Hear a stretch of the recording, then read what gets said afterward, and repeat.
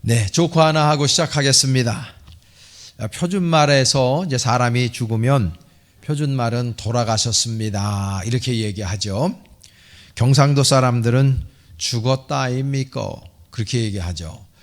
전라도 사람들은 죽어버렸어라, 이렇게 얘기합니다. 충청도 사람들은 뭐라고 얘기하면 가슈, 이렇게 얘기한답니다. 별로 안 웃기세요? 좀 이렇게 웃긴 소리라면 웃어야 되는 거예요. 그래야지 이제 목사님이 이게 당황하지 않는 거죠. 표준말에서 괜찮습니다, 이 말을 경상도 사람들은 아니라예, 이렇게 얘기한답니다. 근데 이제 전라도 사람들은 됐어라, 이렇게 얘기하는. 경상도 사람들은 이 충청도 사람들은 됐슈, 이렇게 얘기하는 거죠. 이 표준말에서요, 이 콩깍지가 깐 콩깍지인가 안 깐 콩깍지인가, 이거를 이제 충청도 사람들은 이렇게 얘기한다는 거죠. 깐겨 안 깐겨. 표준말에서 당신은 개고기를 좋아합니까? 잘 드십니까? 이거를 충청도 사람들은 개혀, 이렇게 얘기한다는 거죠. 여러분들은 교회를 얼마나 사랑하십니까? 특별히 우리가 벌떼교회를 다니는데 여러분들은 우리 교회를 얼마나 사랑하시는지 모르겠어요.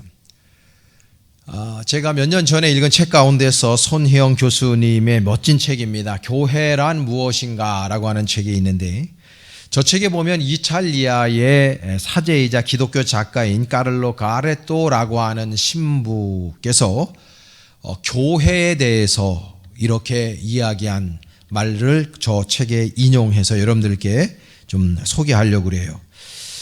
저 사제이자 가톨릭 작가인 카를로 가레토는 교회를 이렇게 얘기했습니다. 오 나의 교회여, 나는 그대를 비판할 말이 너무 많다오. 그러나 나는 그대를 사랑하오. 그대는 어느 누구보다 나를 괴롭혀 왔지만 나는 그 어느 누구보다 그대에게 더 큰 빛을 지고 있다오. 나는 그대가 파괴하는 것을 보아야 하지만 또한 그대가 내 곁에 있어 주어야 한다오. 수많은 스캔들을 일으켰지만 그대만이 내게 거룩함이 무엇인지를 깨닫게 해 주었다오. 이 세상에서 그대만큼 철저하게 타협하고 거짓으로 점철되는 것을 본 적이 없지만 그러면서도 나는 여지껏 그대보다 더 순결하고 너그럽고 아름다운 것을 만져보지 못했다. 셀 수도 없을 만큼 여러 번 그대 앞에서 내 영혼의 문은 꽝 소리를 내며 닫히는 것을 느꼈지만 매일 밤 나는 그대의 그 안전한 발에 안겨 잠들기를 기도했다. 안 돼요. 나는 그대를 떠날 수 없어. 왜냐하면 비록 나는 완전히 당신은 아니지만 당신과 하나이기 때문이요. 이렇게 교회를 묘사했습니다. 이 세상에 존재하는 교회를 다니는 그리스도인들에게조차 교회는 너무도 많은 상처를 입힐 때 있습니다. 그리고 아픔을 줄 때가 있고, 교회를 우리가 평안한 마음을 가지고 구원받은 사람들이 기쁨으로 섬겼으면 좋은데 때로는 교회가 우리에게 지울 수 없는 상처와 지울 수 없는 시험에 빠지게 하는 것도 사실입니다.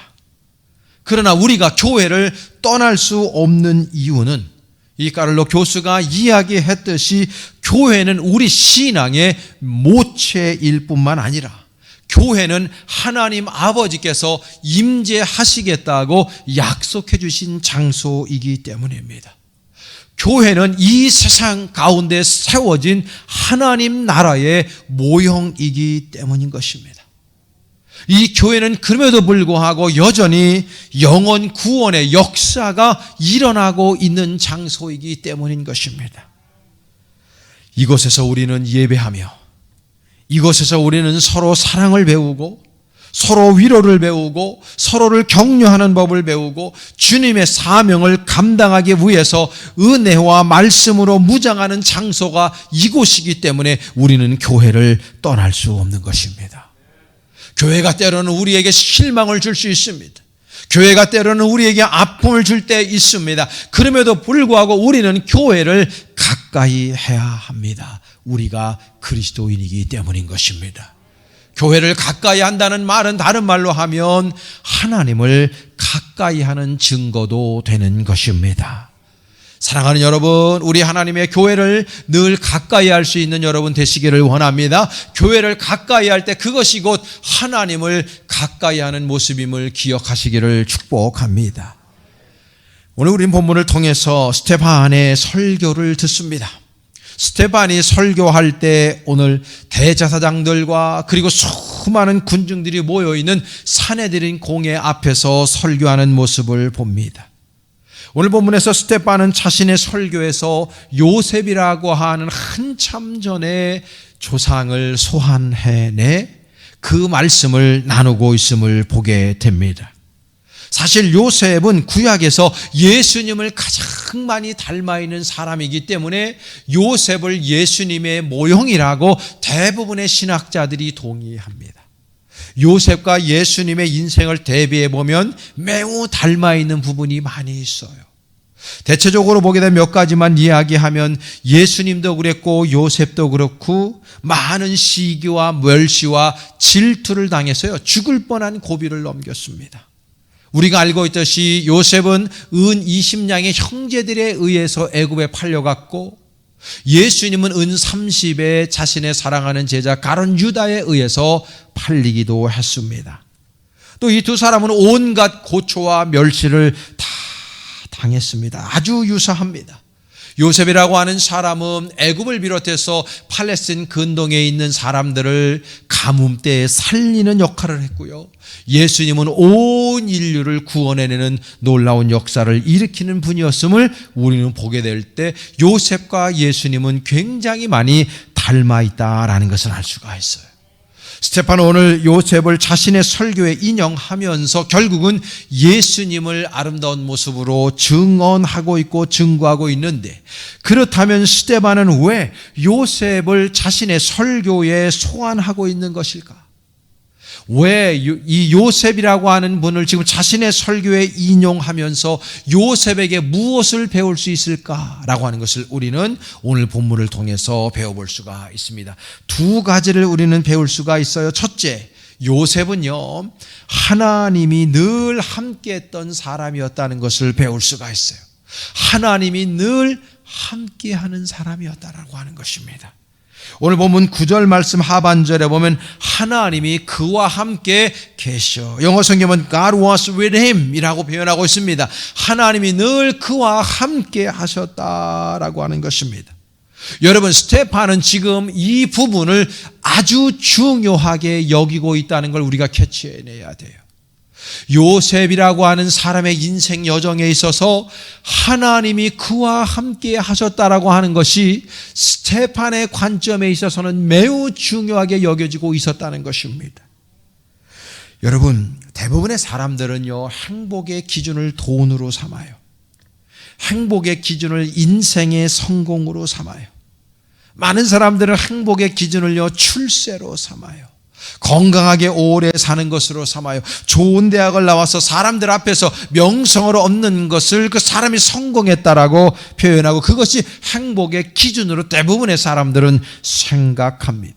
조금 수준이 있고 조금 깨어있는 사람들은요 내가 하고 싶은 일을 하고 사는 것이 내 행복의 기준이라고 말하는 사람들도 꽤 있습니다. 좀 수준이 높은 사람들이에요.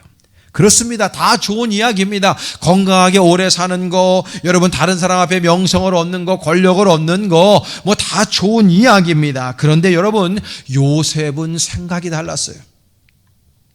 요셉에 있어서의 행복의 기준은 어떤 성공이 아니었어요. 요셉에 있어서의 그 행복의 기준은 하나님과의 거리가 기준이었어요. 하나님과 내가 얼마나 가깝게 지내고 있는가, 하나님과 내가 얼만큼 인격적인 교제를 아름답게 나누고 있는가가 요셉에게 있어서는 성공의 기준이었다는 것을 우리가 기억해야 되고, 그 부분을 지금 스데반은 설교에 인용하고 있는 것입니다.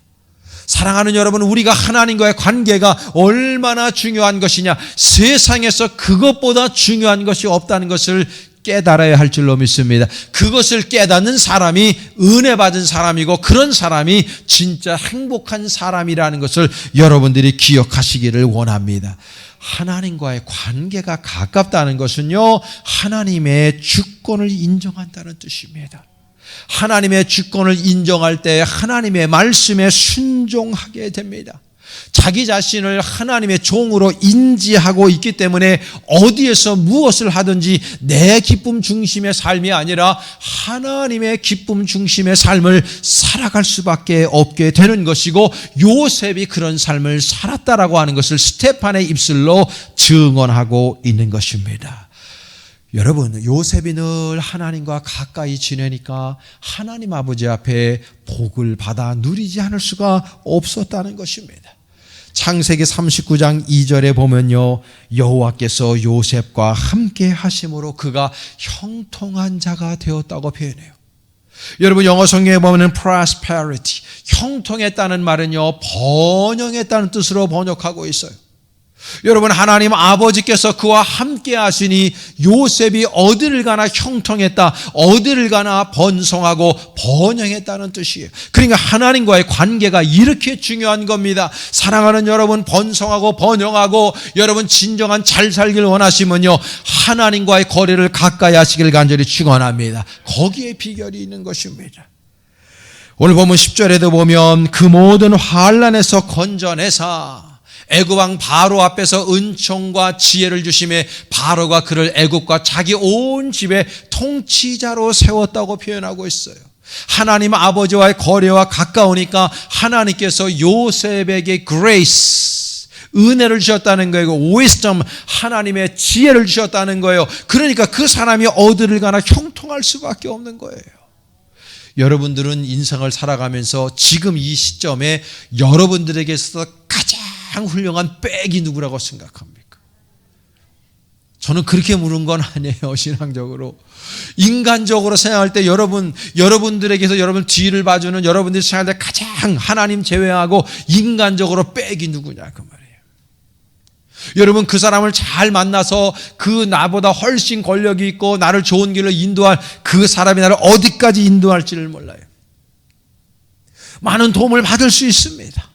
회사를 다닐 때 회사의 사장님께 잘 보이면 그 사람이 나를 진급을 잘 시켜줄 것이고, 어떤 사업하는 분들에게 사업할 때에 어떤 좋은 사업자가 있어, 파트너가 있어서 그 사람을 잘 활용을 하면 내 사업이 번창할 수 있게 만들어주는 사람도 있을 수 있어요. 대학을 다니거나 공부하는 친구들은요, 교수님을 잘 만나면 그 교수님이 잘 날 이끌어가지고요, 다음에 나에게 교수직을 줄 수 있는 사람도 있어요. 수많은 백들이 있을 수 있습니다. 그러나 여러분, 요셉은 그 모든 것들을 다 내려놨어요. 그리고 오직 그분에게 있어서 가장 중요한 백은 하나님이라는 것을 인지하고 하나님과의 관계를 가까이 하니까요, 하나님께서 그에게 은혜와 지혜를 더하셨고 그가 형통한 자가 되었다고 성경은 우리에게 표현해주고 있는 것입니다. 스테판은 지금 거기에 차관점을 두고 있는 거예요. 하나님과 가깝게 지내라는 것입니다. 여러분, 신앙의 진정한 척도가 여러분들 뭐하라 생각합니까? 저는요, 신앙의 척도는요, 사역의 양이 아니라 사역의 질이라고 생각해요. 여러분, 하나님과의 관계가 얼마나 가까움과 중요하다는 것은요, 사역의 양보다 사역의 질이 중요하다는 걸 드러내요.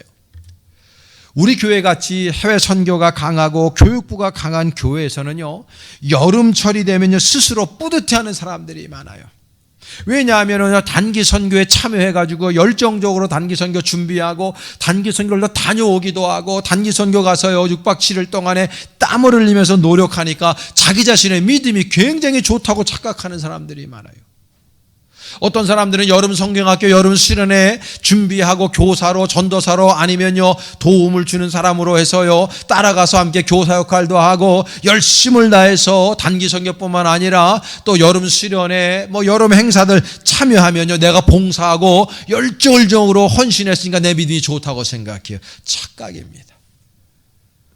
물론 대부분의 믿음 좋은 분들이 그런 것에 열정적으로 참여하는 거 부인할 수 없는 사실인데요. 때로는 하나님과의 거리는 멀면서 그런 것만 열심히 하는 사람들도 있어요. 메뚜기도 한철이라고 여름철에만 열심히 하는 사람들, 여름철에만 얼굴 보이는 사람들이 종종 있습니다. 여러분, 신앙생활 잘못하고 있는 거예요. 평소에 하나님과의 거리가 가까운 사람들은 365일 52주를 마치 여름 수련회 때, 여름 단기 선교 때에 열정적으로 섬기고 봉사하는 것처럼 봉사하고 섬기는 사람인 줄로 믿습니다. 그게 중요한 것이에요. 하나님과의 관계가 가까우면요, 누가 보더라도 어디에서나 어느 때나 하나님 아버지의 몸된 제단을 위해, 하나님 아버지의 나라 확장을 위해서 헌신하고 봉사하는 것이 마땅한 그리스도인의 모습이라고 생각하는 것입니다. 마태복음 7장 21절에서 23절에 보면 나더러 주여 주여 하는 자마다 다 천국에 들어갈 것이 아니요 다만 하늘에 계신 내 아버지의 뜻대로 행하는 자라야 들어가리라. 그날에 많은 사람이 나더러 이르되 주여 주여 우리가 주의 이름으로 선지자 노릇을 하며 주의 이름으로 귀신을 쫓아내며 주의 이름으로 많은 권능을 행하지 아니하였나이까 하리니 그때 내가 그들에게 밝히 말하되 내가 너희를 도무지 알지 못한다라고 주님께서 말씀하시겠다고 말하고 있어요. 여러분, 우리가 입술로는 주여 주여 하면서도 주님께서 원하시는 것을 행하지 않을 때 주님께서 심판의 날 내가 너희들을 모른다고 이야기하겠다는 거예요. 그러니까 여러분, 사역의 양보다도 사역의 질이 중요한데 하나님과의 거리가 그만큼 중요하다는 것입니다. 마태복음 15장 8절에 보면요, 이 백성이 입술로는 나를 공경하되 마음은 내게서 멀도다. 여러분, 우리가 말로는 주님을 사랑한다고, 주님을 좋아한다고, 주님밖에 없다고 이야기하면서 우리의 행함이 없을 때 그것은 하나님의 마음을 실망시킬 것이라고 이야기하고 있는 것입니다. 사랑하는 여러분, 우리는요, 여호와 하나님 아버지와의 관계를 더 밀접하게 관계를 맺을 수 있기를 간절히 원합니다. 요셉의 위대함이 거기서 떤 것이고, 그 부분을 스테반이 지금 포인트를 잡아서 말씀 증거하고 있는 것이고, 스테반도 지금 요셉과 같이 주 예수 그리스도의 관계가 그렇게 가까운 관계였기 때문에 주님을 증거하다가 돌멩이에 맞아 죽어도 기쁨으로 순교당하는 자리에 있었던 것을 여러분들이 기억하시기를 원합니다. 두 번째는요, 요셉을 소환한 이유가 있어요. 요셉은 받은 복을 섬김으로 연결시킨 사람이었기 때문입니다. 이게 중요해요. 여러분, 요셉의 인생을 보면 태어나서 17살 먹을 때까지는요, 요셉은 꽃길이었어요. 삶이. 아버지 야곱에게 가장 사랑받는 아들이었고, 다른 10명의 형들과 다른 옷을 입었어요. 마치 정말 귀한 왕자처럼 대우를 받으며 17년을 살았어요. 근데 형제들의 시기를 받고요, 이 친구는요, 형들에 의해서 애굽의 은30에 팔려갑니다. 여러분, 가장 믿었던 형들이에요. 피부치예요. 남이 아니에요. 그런데 이때 당시에 인신매매를 당한 겁니다. 은20에 인신매매를 당했을 때 17살이라고 하는 이 청년의 그 마음 안에 얼마나 큰 상처기가 배겼겠어요, 여러분. 트라우마도 그런 트라우마가 없었을 거예요. 처음에는 구덩이에 묻어서 죽이려고 그랬어요, 형들이. 지나가는 상인에게 판 게 다행이긴 하지만, 그래서 목숨을 건지긴 했지만 요셉이 가졌던 그 트라우마, 그 배신감은요, 이루 말할 수 없었을 거예요. 보디발의 집에 팔려가서 거기에서 노예 생활을 했어요.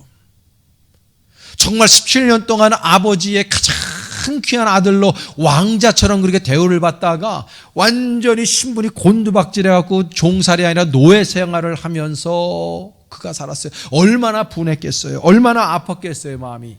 잠을 자다가도 벌떡벌떡 일어났을 거고요. 웬만한 사람 같으면 밥도 못 먹었을 거예요. 자살해 죽었을 거예요. 근데 요셉은요, 성실하게 살았어요. 충성을 다했어요. 자신의 주인된 보디발에게 충성을 다했어요. 그러니까 보디발의 인정을 받고 가정 총무의 역할을 감당하게 된 거예요. 인정을 받은 것이죠. 그리고 여러분 알다시피 보디발의 부인의 계략에 넘어가서 억울하게 옥살이를 합니다. 또 얼마나 또 분했겠어요. 형들에게 배신당한 것도 모자라서 주인에게 또 내침을 당하는 겁니다. 팽당하는 겁니다. 그것도 억울한 누명을 쓰고 옥살이를 하는데요. 이게 얼마나 여러분 마음이 아팠겠어요. 그런데 그 옥 중에서도 요셉은요 성실했어요. 베푸는 삶을 살았고, 나누는 삶을 살았고, 섬기는 삶을 살았고, 사랑하는 삶을 살았고, 헌신하는 삶을 살았어요. 그러다 보니까 그 관원들에게도 칭찬을 듣는 사람이 되었고, 거기에서 술 관원장을 만납니다. 그래서 술 관원장의 도움을 통해서 나중에 2, 3년 지나고 난 다음에 우리가 알고 있듯이 바로왕의 꿈을 해석하는 사람이 되었고, 결국은 바로왕의 신망을 얻어서 총리 대신에까지 올라갔어요. 여러분, 이 요셉이 살았던 그 시대의 애굽은요 전 세계에서 최대 강국 중에 하나입니다. 그 강국에서 총리 대신까지 올라갔으니까 이 사람의 신분이요 완전히 수직 상승한 사람이에요. 종에서 옥살이했던 이 죄인에서 말이죠 완벽하게 수직 상승해서 그때 당시에 초인류 강대국의 애굽의 총리 대신이 되었으니까요. 여러분, 이게 남의 얘기니까 그냥 듣는 게 아니고, 성경에 나오니까 그냥 듣는 게 아니고요, 이게 여러분 일반 상식적으로 이해가 됩니까? 이 인생이? 저는 이해가 안 돼요. 인간적으로 아무리 설명하려고 해도 이게 이해가 안 되는 거예요. 타이밍이 너무나 좋고요. 어떻게 이게 절묘하게 하나님께서 이끄셨을까?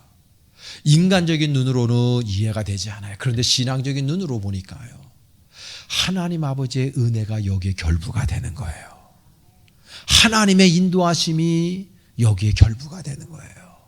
하나님이 요셉의 인생에 더하기가 되는 거예요. 그러니까 무너질 수밖에 없는 인생이었습니다. 아픈 인생이었습니다. 배신으로 점철된 인생이었습니다. 너무나도 고난스러운 인생이었습니다. 그런데 그 인생을요 하나님은요 들어서 사용하시기 시작하는 거예요. 하나님의 은혜로. 왜요? 요셉이 늘 하나님과 가까이 했단 말이에요. 하나님과의 관계가 좋았단 말이에요.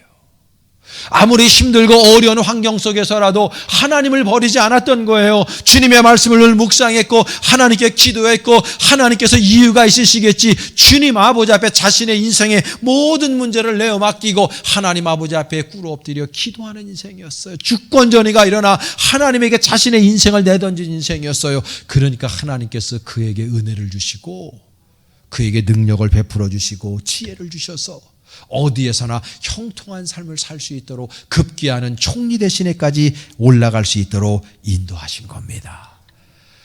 여러분, 이 받은 은혜 받는 거 너무너무나 중요한 겁니다. 여러분, 우리 교회에서 은혜 받고 계십니까? 여러분, 신앙생활하면서 은혜 받고 계십니까? 은혜 받는 거 대단히 중요해요. 근데 그거보다 더 중요한 게 있어요. 그게 뭐냐 하면요, 오늘 우리가 스테판의 설교를 통해 요셉의 인생을 통해 배울 게 그겁니다. 은혜 받았으면 받은 은혜를 나누라는 것이죠. 받은 은혜를 나누는 인생이 귀한 거라는 것을 스테판은 요셉을 소환해 우리들에게 전해주고자 하고 있는 것입니다. 여러분, 지금 세상은요 지극히 이기적인 세상입니다. 자기 중심적인 세상입니다. 나 자신이 신이 된 세상입니다. 그러나 은혜 받은 사람들은요 그런 삶의 태도를 취하지 않아요. 은혜 받은 사람들은요 타자 중심의 삶을 삽니다. 하나님 중심의 삶을 살기 때문에 다른 사람들에게 내가 받은 은혜를 흘려보내는 인생을 살아가는 거예요. 여러분, 지금 직장생활이 어려운 분들 계십니까? 대인관계 파괴로 인해서 힘들고 어려운 분들이 계십니까? 육신의 질병 때문에 고난 중에 있는 분들이 있습니까? 사업이 살얼음판을 걸어가며 그래서 고통 중에, 근심과 불안 중에 있는 분들이 있습니까? 여러분, 우리는요 요셉처럼요 어떤 문제든지 문제를 가지고 있는 사람들 아닙니까? 한 사람도 문제 없는 사람이 없어요. 다 우리는 문제 가운데 살아요. 그런데 문제는 뭐냐면 그 문제를 누구한테 맡기냐 말이에요. 그 문제를 우리는 어떻게 해결하고 있냐 말이죠. 여러분들의 현주소를 한번 드러나 보세요. 여러분들 다 문제가 있어요. 그 문제를 우리는 어떻게 해결하고 있냐 말이죠. 사람을 통해서, 어떤 제도나 체제를 통해서, 어떤 실력 발휘를 통해서, 여러분 자신의 지식을 통해서, 노하우를 통해서 다 좋습니다. 어느 정도는 해결할 수 있겠죠. 그러나 근본적인 문제들 우리는 해결할 수 없어요. 우리는 불완전한 존재들이기 때문입니다. 요셉은 엄청난 삶의 문제를 짊어지고 산 사람이었어요. 그런데 그의 문제는요 다 해결됐어요. 하나님께서 문제 해결뿐만 아니라 놀라운 위치에까지도 올라갈 수 있도록 하나님께서 은혜를 베풀어 주셨어요. 왜입니까? 자신이 가지고 있던 문제를요 하나님께 모두 맡겼기 때문입니다. 하나님과의 관계를 긴밀하게 했기 때문입니다. 하나님과 늘 영적으로 소통했기 때문입니다. 주권전이가 일어나게 되는 것입니다. 그러니까 하나님께서 이제는요 요셉의 문제를 요셉에게 주지 않아요. 하나님의 문제로 가져가시는 거예요. 하나님 아버지 앞에 우리 인류의 문제를, 인간의 문제를 가져가시면 해결하지 못할 문제가 어디에 있습니까, 여러분? 제가 늘 말씀하잖아요. 여러분, 하나님 아버지 앞에는요 감기나 암이나 똑같습니다. 삶과 죽음의 문제가 주님 앞에서는 아무것도 아닌 것이 되는 거예요.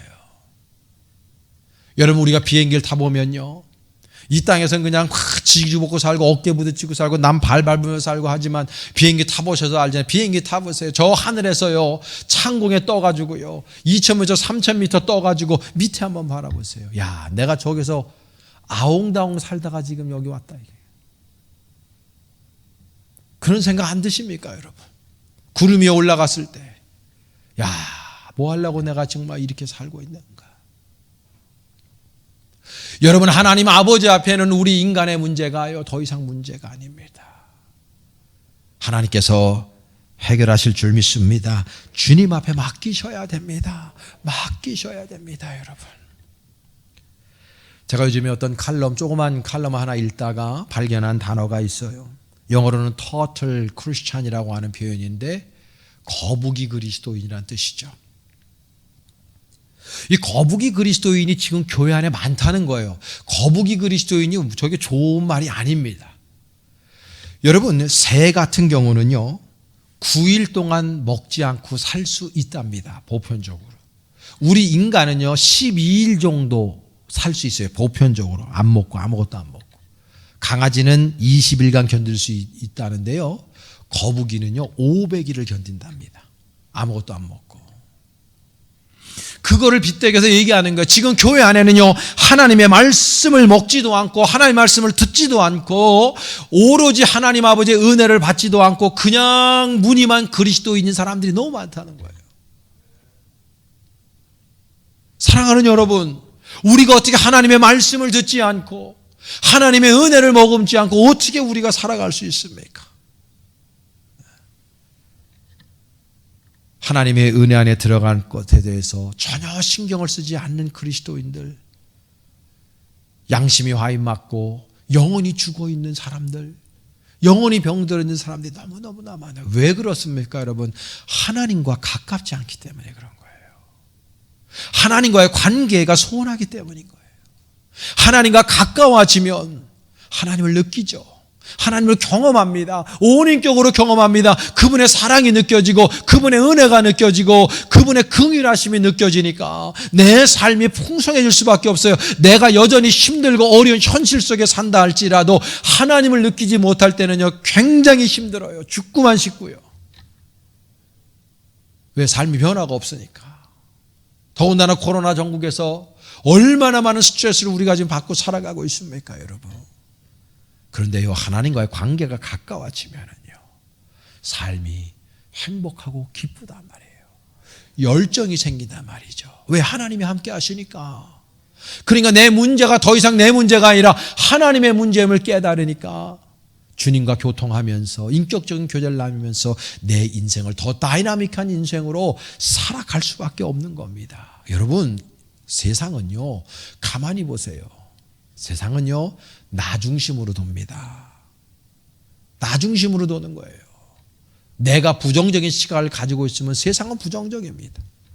그러나 내가 긍정적인 시각을 가지잖아요. 세상은요, 긍정적으로 나를 위해서 움직입니다. 여러분, 신앙 가지고 계시죠? 여러분, 신앙 가지고 하나님 바라보며 하나님과 관계를 여러분 진하게 가지시기를 원합니다. 하나님과 가까워야 돼요. 그래서 하나님과 가까울 때 우리 교인들끼리 서로 잘 지내야 되는 것입니다. 여러분, 외롭고 고독하고 쓸쓸한 그런 우리가 인생을 현대인들이 살아가고 있지 않습니까? 여러분, 누구를 의지합니까? 우리 하나님 의지하고 우리 그리스도인들끼리 더 친한 관계로 인격적인 관계를 맺어갈 때 우리 인생이 행복한 인생이 될 줄 믿습니다. 지금 도쿄 북쪽에 한 몇 킬로 떨어진 데에 가면 스가모라고 하는 거리가 있습니다. 일본 좋아하시는 분들은 알 수 있을 텐데요. 이 스가모 거리는요, 노인들만의 거리입니다. 왜냐하면 이 일본이라고 하는 나라가 너무 노인이 많아요. 그래서 노인들만의 거리를 만들어 놓은 거예요. 여기에는요, 세 개가 없어요. 산무도시라고 그래요. 하나는 뭐가 없냐면 높은 턱이 없어요. 두 번째로는 작은 글씨가 없고, 세 번째로는 영어 간판이 없어요. 다 일본말만 써 있어요. 노인들만의 도시를 만든 거예요. 노인들이 몰려들어요. 저는 그거 바라보면서 참 우리나라도 그걸 쫓아가고 있는데 급하게. 그 노인들이요, 거기 외로우니까 가는 거예요. 외로우니까. 친구 사귀려고 가고. 노인들만의 문화가 거기서 가는 거예요. 여러분, 지금 젊은 사람들이 노인들을 모시기가 쉽지 않은 패턴을 가지고 있어요. 그렇다고 젊은이들은 고독하지 않냐? 젊은이들도 고독해요. 유치원 다니는 애들 보세요. 고독합니다. 제가 엊그저께 제 차를 끌고 양재역에 나가는데요. 그 양재초등학교 언덕바지가 있어요. 30km 딱 가고 언덕바지가 있는데 거기에서 있잖아요. 제가 딱 봐도 초등학교 1학년 아니면 7살 된 애가 가방을 이렇게 들고요. 고개를 갖다 밑으로 쳐박고 걸어가는데요. 세상의 모든 짐은 다 짊어지고 걸어가 걔가. 야, 제 엄마가 저 모습 봤으면은 내가 사진 찍어서 알면 보내주고 싶더라고. 당신 아들이 지금 이런 모습으로 걸어가고 있다, 길거리에. 그 조그만 놈이 가방 하나 메고 그냥 온 시름을 다 이 어깨에 짊어지고 그냥 이러고 걸어가는데, 야, 저게 지금 우리나라의 모습이다. 애들은 애들대로 고독해. 젊은이들은 젊은이대로 고독해. 노인들은 노인대로 고독해요. 여러분, 이럴 때 우리 누구 믿고 살아야 되겠어요? 하나님과의 거리, 여러분 최대한 가깝게 끌어당기실 수 있기를 바랍니다. 그리고 우리 그리스도인들끼리 더 친하게 잘 지내실 수 있기를 바랍니다. 그래야 우리가 살아요. 행복하게. 어차피 우리가 일생을 살아가는 거 우리 인생 주어진 인생인데 여러분 즐겁고 열정적으로 살아가야 되지 않습니까? 행복하게 원하십니까? 하나님과 관계를 가까이 하시기를 바라고 우리 교우들끼리 더 아름답고 귀하게 가깝게 지낼 수 있는 여러분 되시기를 바랍니다. 그래서 요셉과 같이 수많은 사람들에게 본이 되고 받은 은혜를 흘려보내며 살아갈 수 있는 그 수많은 사람들을 기쁨으로 이끌고 창조적이고 긍정적인 삶을 살아낼 수 있는 저와 여러분 모두 될 수 있기를 주님의 이름으로 간절히 축원합니다.